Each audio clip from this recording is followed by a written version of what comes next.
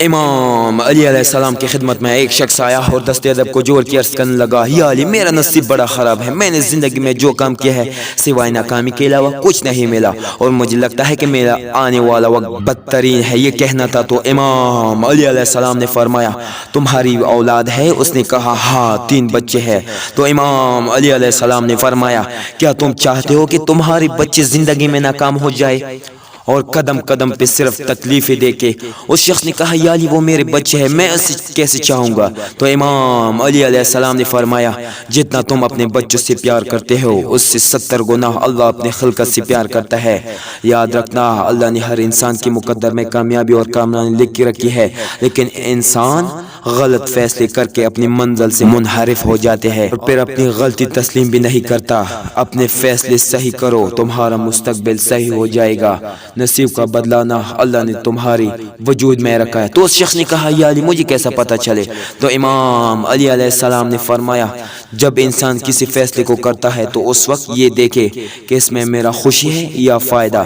تمہارے احساسات و جذبات تمہاری خوشی کی طرف مائل کرنا چاہیں گے اور تمہاری دماغ تمہاری فائدے کی طرف۔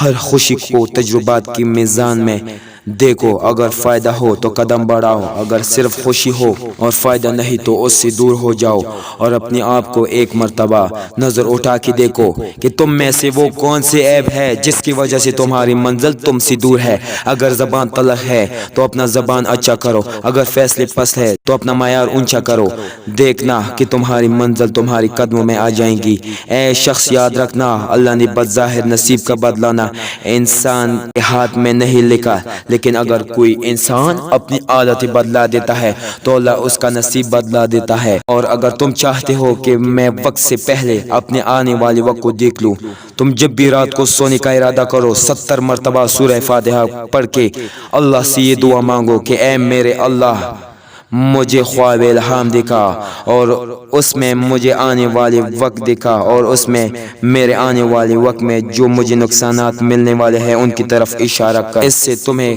خواب آنا شروع ہو جائیں گے جس میں تمہارے آنے والے وقت کے لیے بہترین اشارے ہوں گے،